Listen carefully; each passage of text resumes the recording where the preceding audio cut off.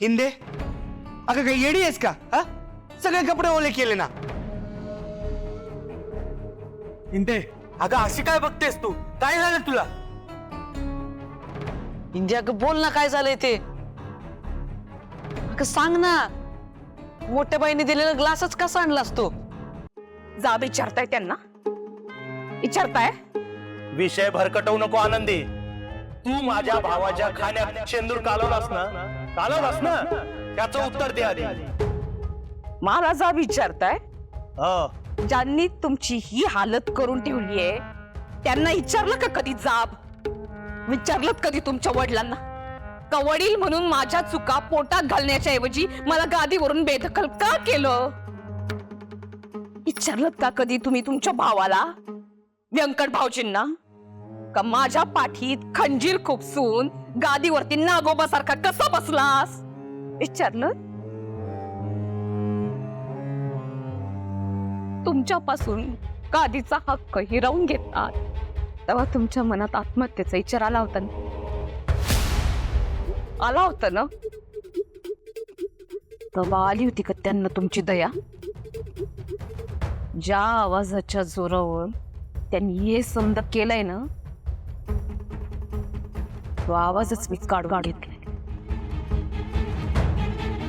बाकी काय नाही.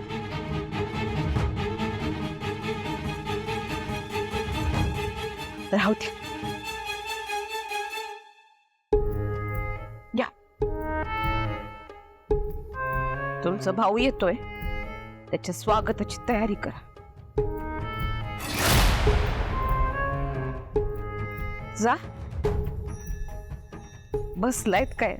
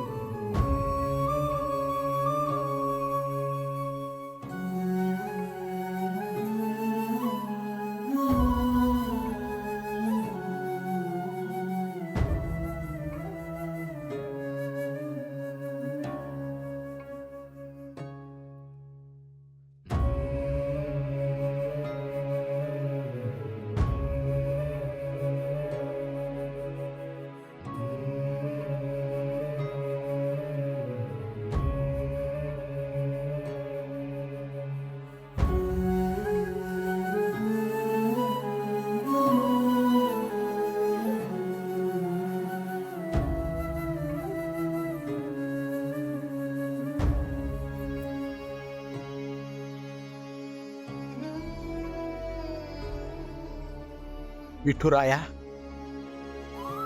तुझा थांग कधीच कुणाला लागला नाही. तुझी लीला कुणाला कळलीच नाही बघ कधी.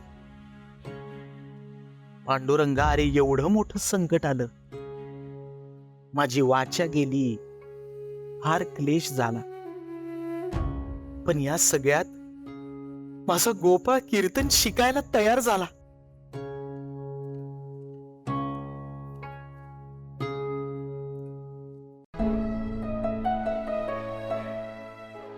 इंदूचं सत्य मला कळलं.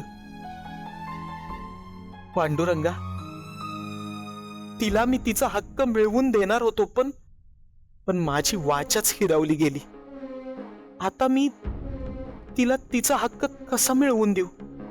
काय करू मी? विठुराया, बा माऊली, तूच मार्ग दाखव रे बाबा मला.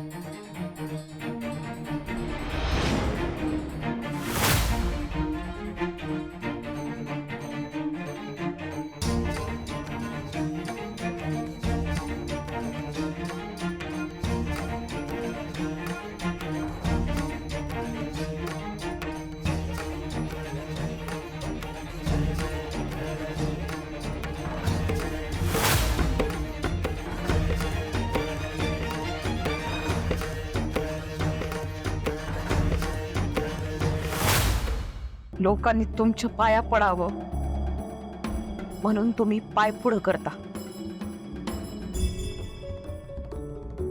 आणि इथं लोक स्वतःहून पायावरती डोकं ठेवतात.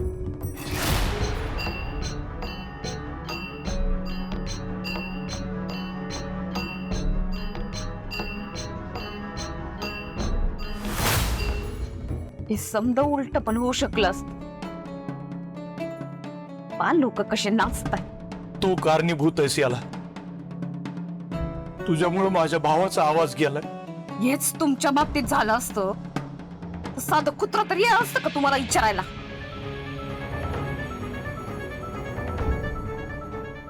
हे व्यंकट महाराज आणि तुम्ही अंता अंताजी.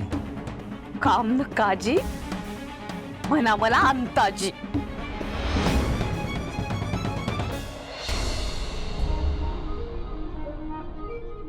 महाराज अहो हे काय घडलं?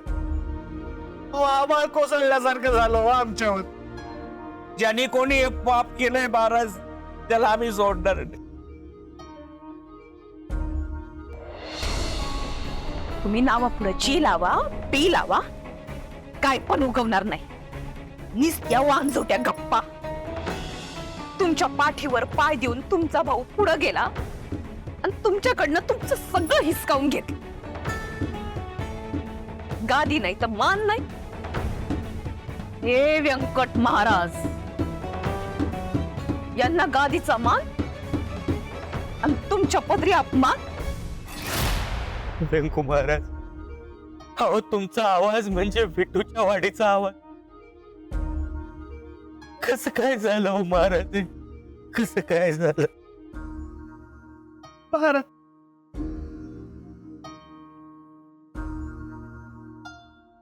रामकृष्ण हरी पुंडलिक महाराज दिग्रसकर यांचे वंशज विठुरायाचे पाईक हरिभक्ती परायण व्यंकट महाराज दिग्रसकर दवाखान्यातून सुखरूप आपल्यात परत आलेत. त्याबद्दल विठ्ठलाचे लाख लाख आभार. लाख लाख आभार. पण त्यांचा आवाज त्यांना परत मिळावा त्यापायी आपण विठ्ठलाकडे मागणं मागूया. पण तुम्ही नका काळजी करू. मी आहे ना तुमच्या पाठीशी.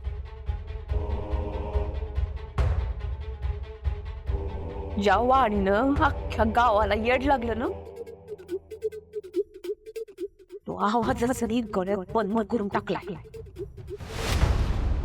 आपल्याला नाही कुणाला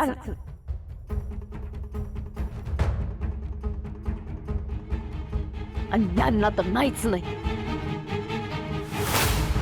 बोला पुंडलिक वरदे हरी विठ्ठल श्री ज्ञानदेव तुकाराम पंढरीनाथ महाराज की जय.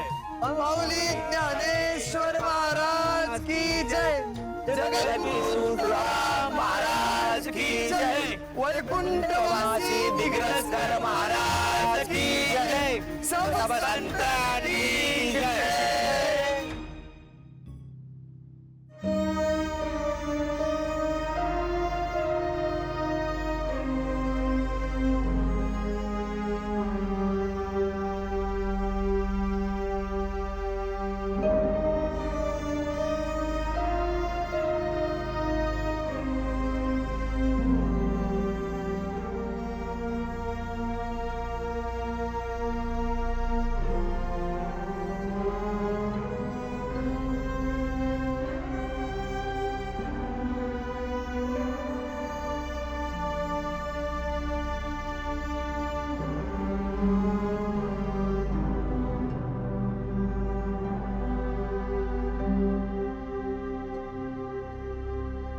थांबा भाऊजी.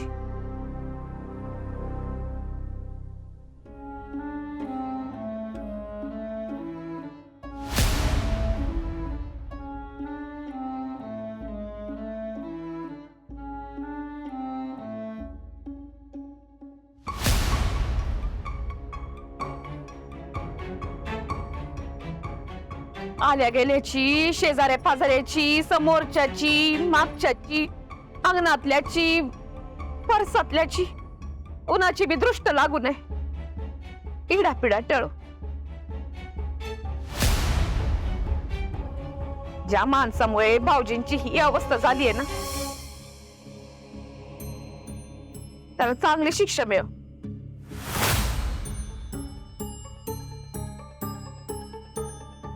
भाऊजी, इतका चांगला आवाज तुमचा कायमचा गेला.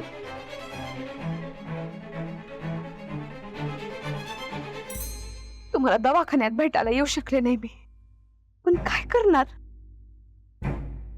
आपल्या घराची, वाड्याची, मंदिराची एवढी मोठी जबाबदारी माझ्यावरती होती ना. तर माणसापुढे जबाबदारी मोठी म्हणून नाही येऊ शकले, एवढंच सांगते. तुमचा आवाज गेला ना, सगळ्यात जास्त त्रास मला झालाय.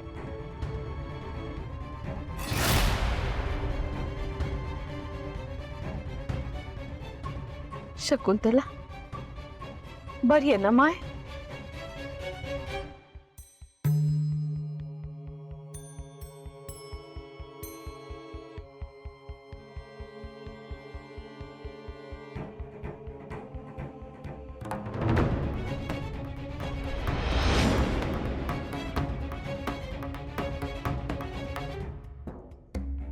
या व्यंकट भाऊजी. या काका. राम कृष्ण हरी.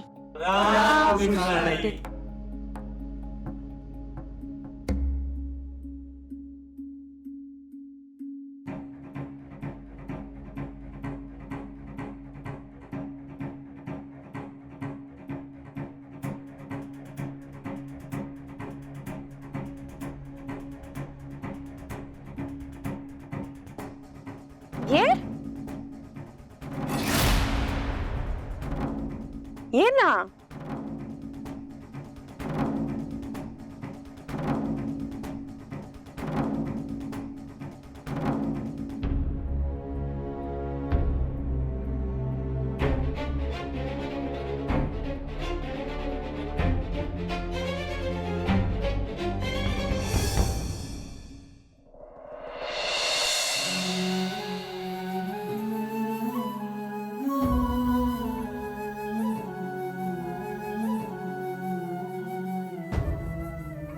काय म्हणाले डॉक्टर?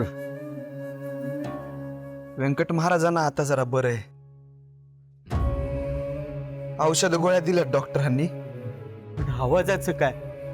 तो केव्हा परत येणार?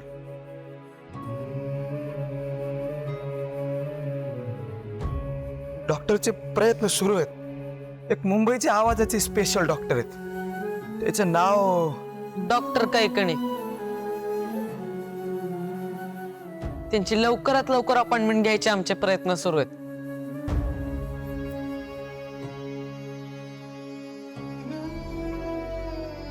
आपण आशा धरून राहायची. विठुराया व्यंकट महाराजांना काय होऊ देणार नाही. आपल्या रसाळ वाडीनं विठूच्या वाडीचं नाव सगळीकडे पसरवलं.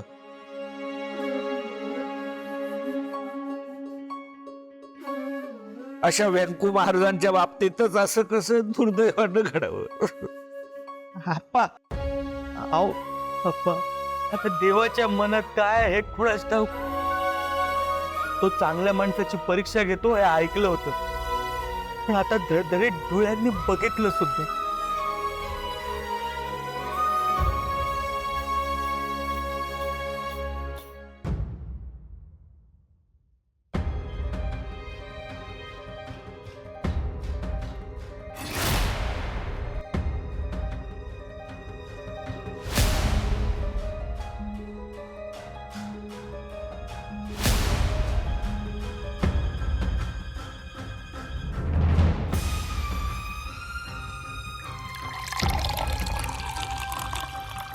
आतापर्यंत फक्त शेंदुरावर भागलाय, पण तू जर काही बोलशील ना,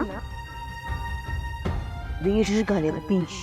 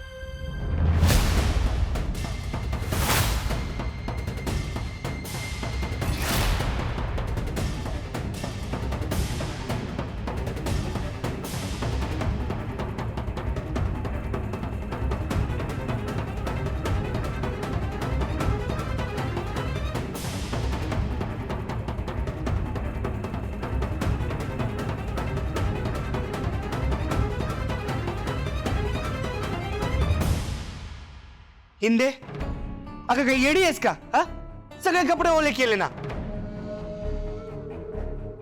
इंदे अगं अशी काय बघतेस तू? काय झालं तुला? इंडिया अगं बोल ना काय झालंय ते. अगं सांग ना, मोठ्या बाईने दिलेला ग्लासच कसा आणलास तू? आता कुणाशी काही बोलशील ना तर तुझे लाड महाराज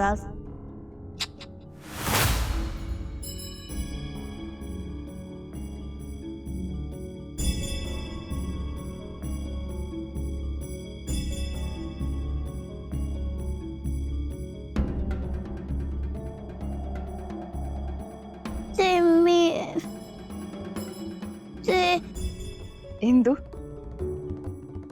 मोठी वहिनी आईसारखी असते. तुला असं वाटलं का मी व्यंको भाऊजींच्या पाण्यामध्ये विष घालीन म्हणून? हा, असं वाटलं का तुला?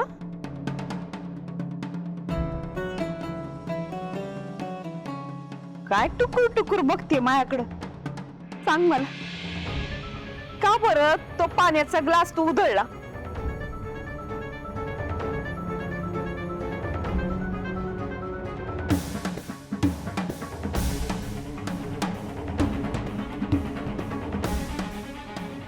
ते मला वाटलं.